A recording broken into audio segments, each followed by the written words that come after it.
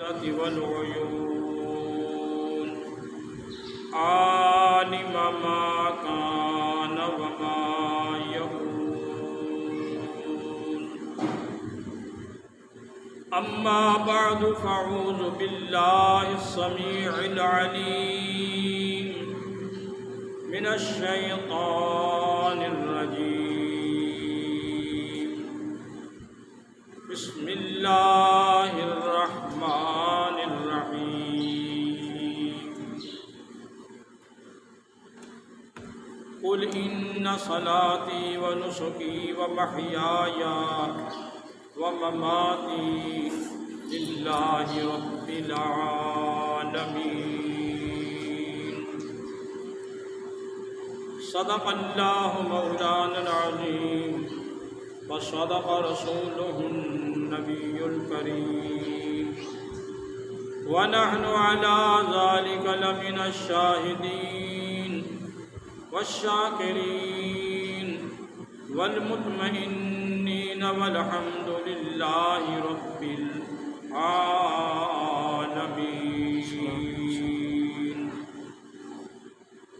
إن الله وملائكته يصلون على النبي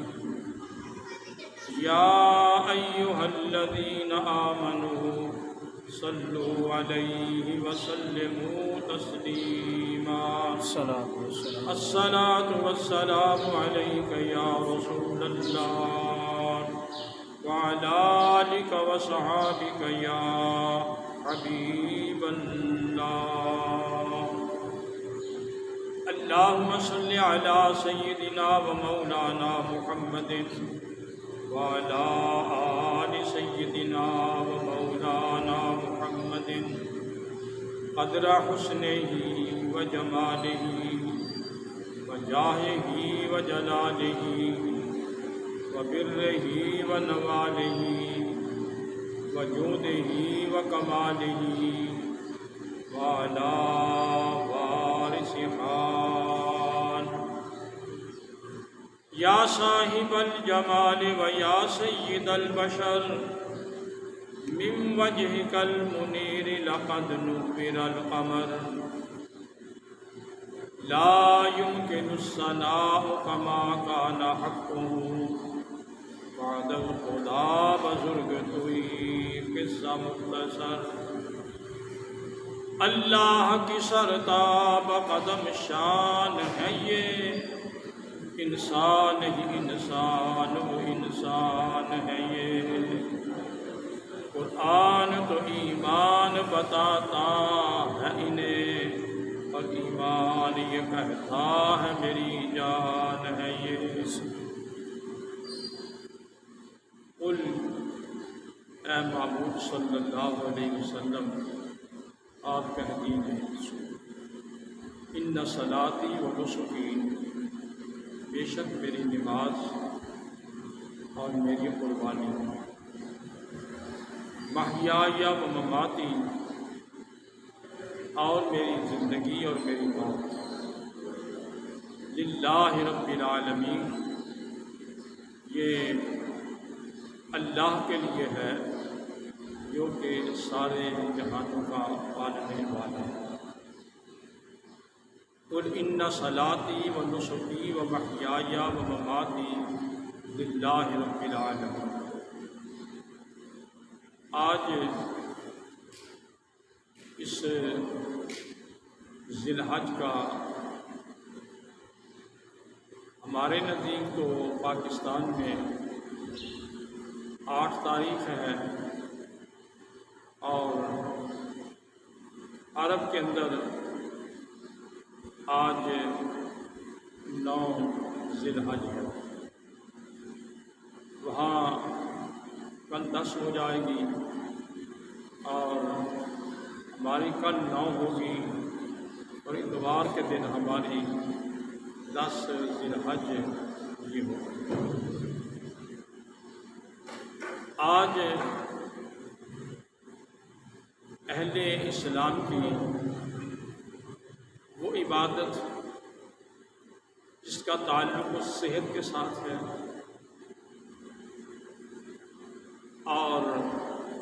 دولت کے ساتھ ہے۔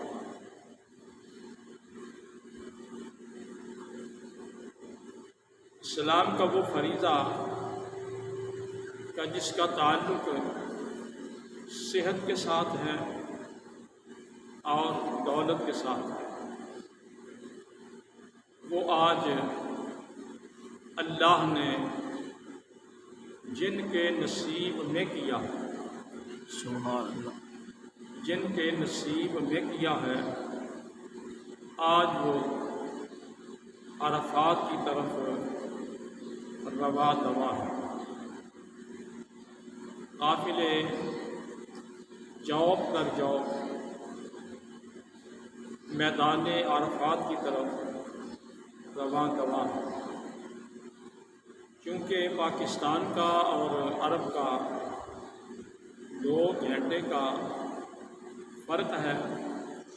اس لیے وہاں کی تقریبات جو ہیں وہ عبادت کی 2 بجے شروع ہوگی، اور ہمارے ہاں اس وقت ہم جمعۃ المبارک کی نماز سے فارغ ہو چکے ہوں گے، اور اس کے بعد بعض صاحبان محبت جو ہیں وہ ٹیلی ویژن پر اس نظارے کو دیکھنے کی کوشش کرتے ہیں۔ اللہ تبارک و تعالی یہ نظارہ جہاں ہم ٹیلی ویژن پر دیکھ کر کے اپنے ایمان کو تازہ کریں، اللہ کرے وہ ساعت سعید ہمارے قریب آئے، اللہ ہمیں ایسے وسائل عطا فرمائے کہ ہمیں سفر کا خرچہ بھی مل جائے اور سفر کرنے کے لیے صحت بھی مل جائے،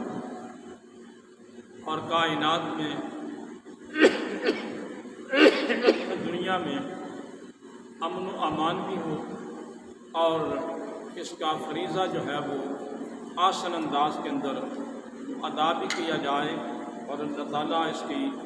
دولت سے ہمیں مالا مال کرے۔ اور آج حاجیوں کا جو ترانہ ہے وہ بڑا خوبصورت ترانہ ہے۔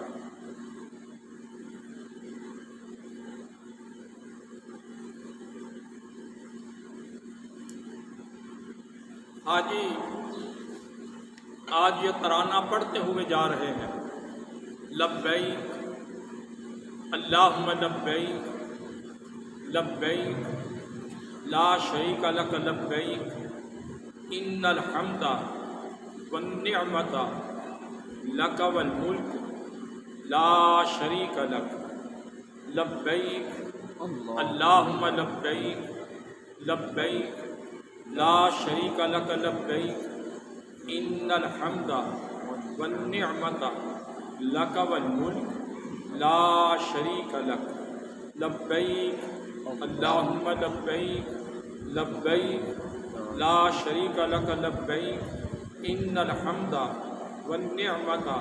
لک والملک لا شریک لک۔ یہ آج ترانہ جو ہے وہاں پر گونج رہا ہے، اور بڑے بوڑھے جوان بچے مستورات وہ تمام کے تمام جو ہیں وہ رواں دوا ہیں۔ ظاہر ہے کہ میری عمر کے لوگ جو ہیں وہ تو گاڑیوں پہ جا رہے ہوں گے، بسوں میں جا رہے ہوں گے، سواریوں میں جا رہے ہوں گے، لیکن جو نوجوان ہیں وہ تو پیدل جاتے ہیں۔ بحمد اللہ تعالیٰ تحدیث نعمت کے طور پہ میں نے سن 1980 کے اندر وہاں کا نظارہ جو ہے وہ اپنی آنکھوں سے دیکھا تھا، اور پھر 83 کے اندر بھی میں اسی انداز کے اندر گیا، تو بحمد اللہ تعالیٰ وہ دونوں دفعے یعنی 80 اور 83 کے اندر پیدل ہم نے مکہ شریف سے مینا، مزدلفہ، عرفات آنا جانا جو ہے وہ پیدل ہی کیا۔ الحمد للہ تعالیٰ پیدل کیا، صحت اس وقت اجازت دیتی تھی اور کوئی محسوس تک نہیں ہوا الحمد للہ تعالیٰ، اور وہ بڑا ہی خوبصورت نظارہ تھا۔ رواں دواں ایسے تھا جیسے کہ انسانوں کا سمندر بہہ رہا، انسانوں کا سمندر بہہ رہا، اور مزے کی بات تو یہ کہ لباس ایک، رنگوں کا فرق تو ہے، قد کا فرق ہے، کسی کا قد چھوٹا ہے، کسی کا قد بڑا ہے، کسی کا رنگ سنگ والا ہے، کسی کا رنگ گندمی ہے، کسی کا رنگ گورا ہے، اور کوئی انگلش بولتا ہے، کوئی چائنیز بولتا ہے، کوئی اٹالین بولتا ہے، کوئی جاپانی بولتا ہے۔ خدا کرے کہ وہاں کو نظارہ نصیب ہو، وہاں مختلف زبانیں ہیں لیکن ترانہ سب کا ایک ہے، ترانہ جو ہے وہ سب کا ایک ہی ہے، اور یہ بلند آواز سے سب پڑھتے ہیں، لبیک اللہم لبیک لبیک لا شریک لک لبیک ان الحمد والنعمت لک والملک لا شریک لک لا شریک لک۔ عورتوں کو تو حکم ہے کہ وہ آہستہ زبان سے پڑھیں، اور مردوں کو حکم ہے کہ وہ بلند آواز سے پڑھیں، اور یہ آواز جو ہے وہ چل رہی ہے۔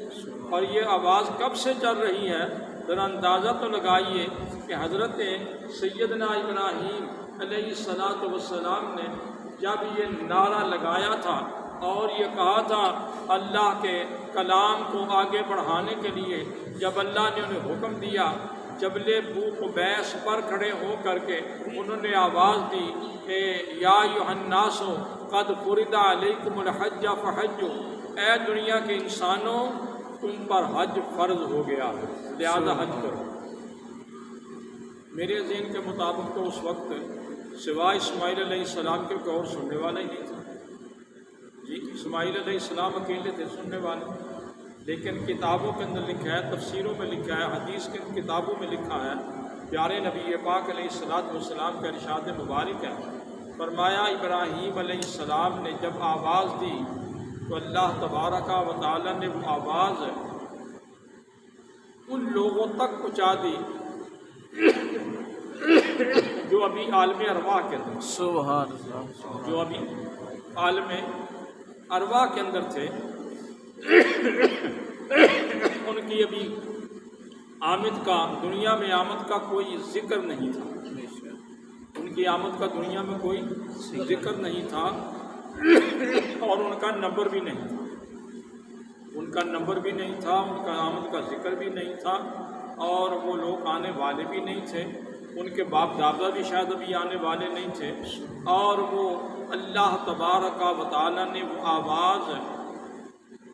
ان کو پہنچا دی۔ سبحان ان کو جب پہنچائی تو ہر ایک نے لبیک کہا، ہر ایک کا لفظ تو میں نے اپنی طرف سے کہہ دیا، جس نے لبیک کہا اللہ تبارک و تعالی نے زود یا بدیر اس کا پروگرام بنا دیا، سبحان بن گیا اس کا پروگرام، اور وہ آ گیا خانہ کعبہ کا طواف کرنے کے لیے، آ گیا وہ مینا و مزدلفہ اور عرفات کے اندر جانے کے لیے، آ گیا وہ حرام باندھ کر کے۔ اللہ تبارک و تعالی نے جس کی زبان سے لبیک نکلا تھا، حاضر جناب نکلا تھا، اللہ نے اس کا پروگرام بنا دیا، سبحان اور نہ جانے کے کروڑ ہا انسان، لا تعداد انسان آج تک خانہ کعبہ کا طواف کر چکے ہیں، خانہ کعبہ کا طواف کر چکے ہیں، اور خانہ کعبہ کا طواف یہ سوائے کرونا کے جو ہماری حکومتوں کا ایمان کمزور ہے اور یہ یہود و نصارہ کے ایجنٹ ہیں اور انہوں نے پابندیاں لگائیں، وگرنہ اللہ تبارک و تعالیٰ کے فضل و کرم سے ابراہیم علیہ السلام کی آواز بلند کرنے کے بعد لبیک کہنے والے آج تک لبیک کہہ رہے ہیں، آج تک لبیک کا سلسلہ چل رہا ہے۔ اس سال کہہ رہے ہیں کہ 10 لاکھ آدمی گیا، اس سال کہہ رہے ہیں کہ 10 لاکھ آدمی گیا ہے،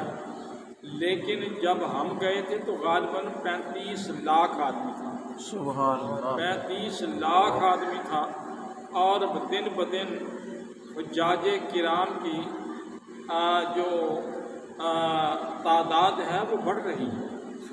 حجاج کرام کی تعداد جو ہے وہ بڑھ رہی ہے۔ زمانے کے حالات نے اگرچہ لوگوں کو مال و زر کے لحاظ سے کمزور کیا، زمانے نے بہت زیادہ کرائے بنا دیے، مجھے یاد پڑتا ہے کہ ہمارے والد صاحب رحمۃ اللہ تعالی علیہ جب غالباً سن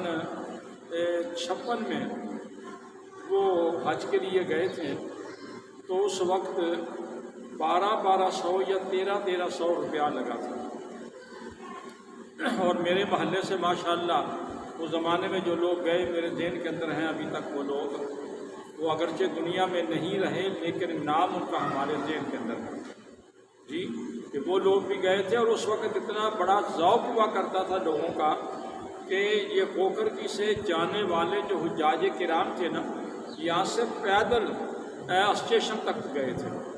نہ کوئی تانگے پہ بیٹھا تھا نہ کوئی سواری پہ بیٹھا تھا، پیدل ہی سب جا رہے تھے، اور وہاں جا کر سب اکٹھے ہوئے اور گاڑی پہ بیٹھے اور وہ لوگ چلے گئے وہاں یعنی کراچی کے اندر، اور کراچی سے وہ بائی شپ جو ہے وہ لوگ جو ہیں وہ گئے جی،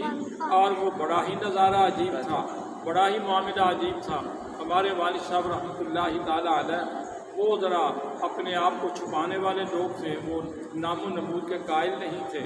تو انہوں نے اس زمانے کے اندر وہ ہمارے ایک بزرگ ہوا کرتے تھے سائیں عمر دین، تو اس کو کہنے لگے کہ لے یار کرتا ہوں تو سلسلہ تم صاحب بھی کرتے آئے کو نہیں جی ساڈا ہوگا، تو وہ اس وقت والد صاحب نے ایک حجرے کے اندر ہی ہم والد صاحب رہتے تھے اور میں اس وقت طالب علم تھا، میں پڑھتا تھا شہر کے اندر، تو والد صاحب نے اس کو کہا کہ